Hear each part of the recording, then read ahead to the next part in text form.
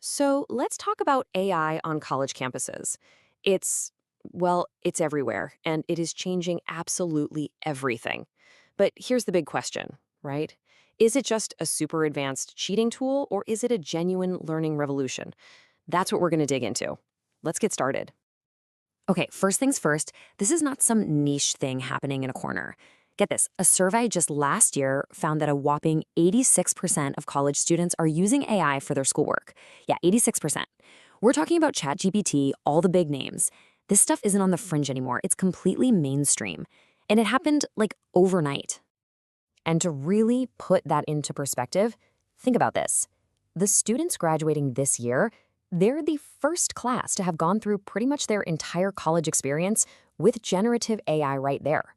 It's not just another app on their phone, it's a fundamental part of their reality. The whole academic world has been turned on its head. So what is this stuff really? Generative AI, it's basically a type of AI that can create brand new things. Things like text, images, you name it. And the crazy part is, it's often so good you can't tell it apart from something a human made. You can literally ask it to write a 1,000-word essay on a super complex topic and boom, it's done in seconds. That's why everyone's using it. It's just incredibly powerful. But with great power comes, well, a huge headache. This thing has just exploded onto the scene, and it's created this massive dilemma. On one side, you have professors who are rightfully worried about cheating, and on the other, you have students with this amazing new tool that could also, get them expelled. This is the core conflict, the real battle happening on campuses right now. So let's look at this from a professor's point of view. Take Megan Fritz. She's a philosophy professor. A couple of years back, she started getting these essays that just felt off. They were grammatically perfect, sure, but they sounded like corporate memos, totally impersonal. And it hit her. She wasn't reading her students' thoughts, she was reading an AI. And that's the whole problem, right? If you can't see their actual work, how on earth do you know if they're learning anything? So what do you do? Well, Professor Fritz had to come up with this whole ordeal. If an essay seems suspicious, first she runs it through not one, not two, but 8 different AI detection programs. If they all say, yep, that's AI, she then has to call the student in and basically make them defend their own paper. I mean, can you imagine? It's so much work. And like she said, it turns a teacher into a detective. Okay, now let's flip this whole thing around. Let's talk about the students caught in the middle. This is Ashley Dunn. She was a senior, so close to graduating, and she gets accused of using AI. And her first thought wasn't, oh, no, my grade. It was, am I about to get kicked out of college? I mean, the stakes could not be higher for these students. And here's the kicker. Those detection tools, they're not perfect, not even close. Now, Ashley's story had a happy ending. Her professor believed her and gave her an A.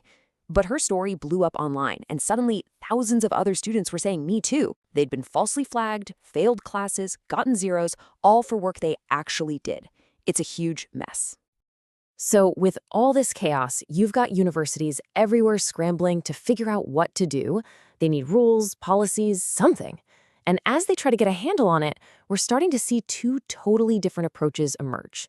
It's like a fork in the road for the future of college.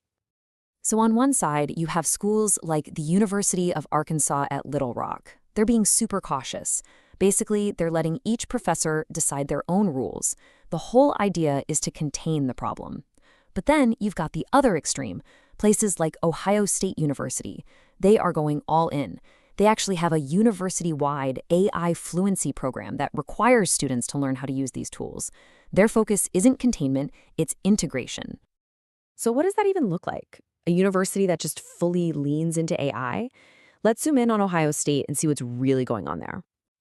Well, instead of trying to ban it, professors there are actually teaching students how to use it as a study buddy. Take one student, Rachel Gervais. She uses AI to come up with tough questions about what she's learning to test herself. See the difference? It's not about getting AI to do the work for you. It's about using it to help you learn better.